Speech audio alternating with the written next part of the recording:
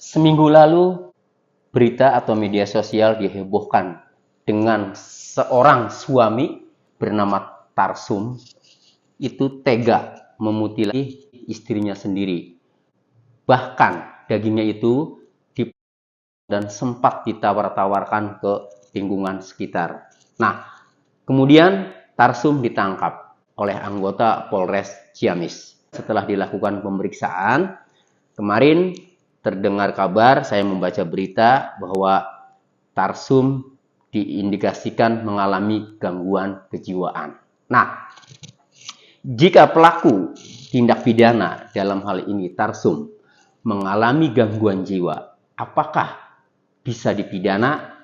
Jawabannya tidak bisa dipidana.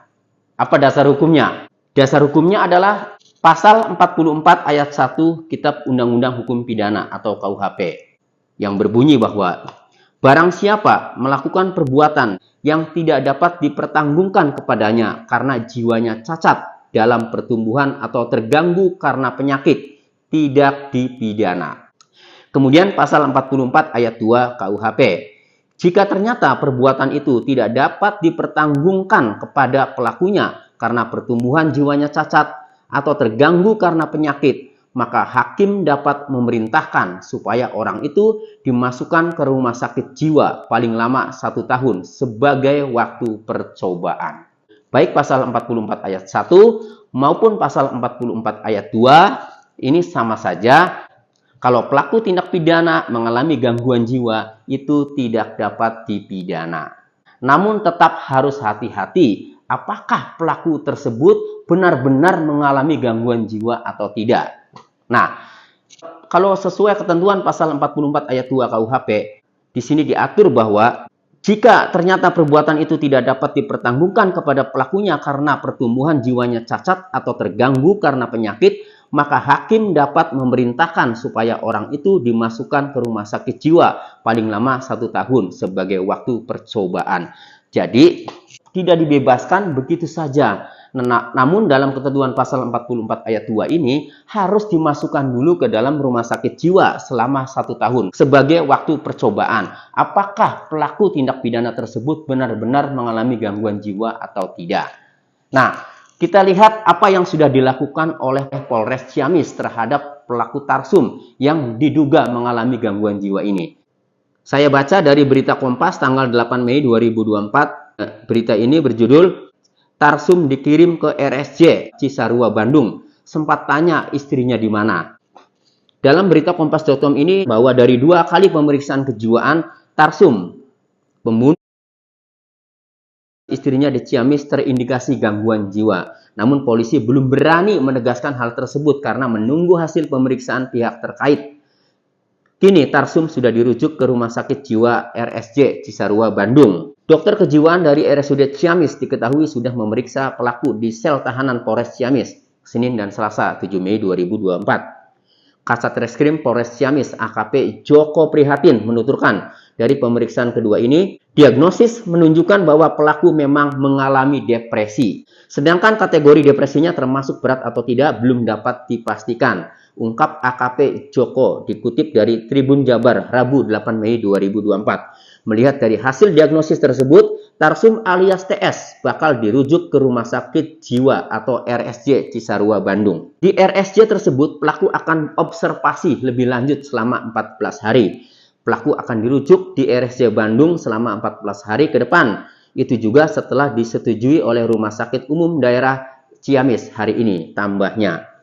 Perjalanan proses hukum nantinya akan bergantung pada hasil observasi tim dari RSJ Cisarua. Apakah TS layak untuk diproses hukum selanjutnya atau tidak? Saat dilakukan pemeriksaan kejiwaan, dokter menuturkan bahwa TS terkadang masih bisa diajak komunikasi, terkadang tidak.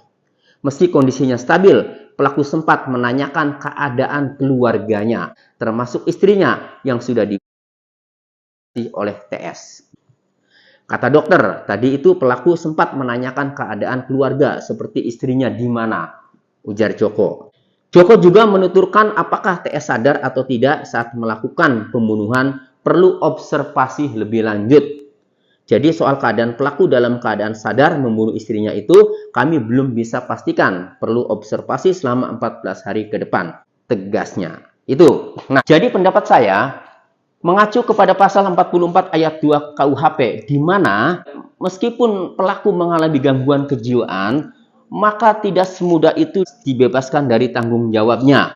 Di sini hakim dapat memerintahkan supaya orang itu dimasukkan ke dalam rumah sakit jiwa paling lama 1 tahun sebagai waktu percobaan. Mengacu ke pasal 44 ayat 2 KUHP tersebut, Polres Ciamis ini sudah tepat, yaitu melakukan observasi dulu selama 14 hari di Rumah Sakit Jiwa Cisarua, Bandung. Nah, nanti setelah 14 hari akan ketahuan, akan jelas apakah pelaku benar-benar mengalami gangguan jiwa atau tidak. Pelaku dapat diproses hukum atau tidak. Nah, jika pelaku benar-benar mengalami gangguan jiwa selama observasi 14 hari ini, maka penyidik harus mengajukan penetapan kepada pengadilan agar hakim membuat penetapan supaya pelaku tarsum dimasukkan ke rumah sakit jiwa paling lama 1 tahun.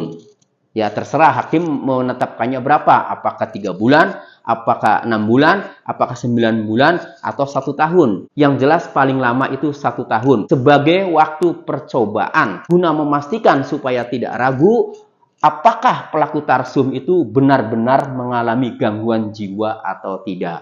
Jika setelah dimasukkan ke rumah sakit jiwa berdasarkan penetapan hakim, ternyata misalnya sampai 1 tahun paling lama, ternyata dari observasi selama 1 tahun tersebut tarsum benar-benar mengalami gangguan jiwa, maka tarsum sebagai pelaku tindak pidana tidak dapat dipidana karena mengalami gangguan jiwa berdasarkan pasal 44 ayat 1 dan pasal 44 ayat 2 KUHP.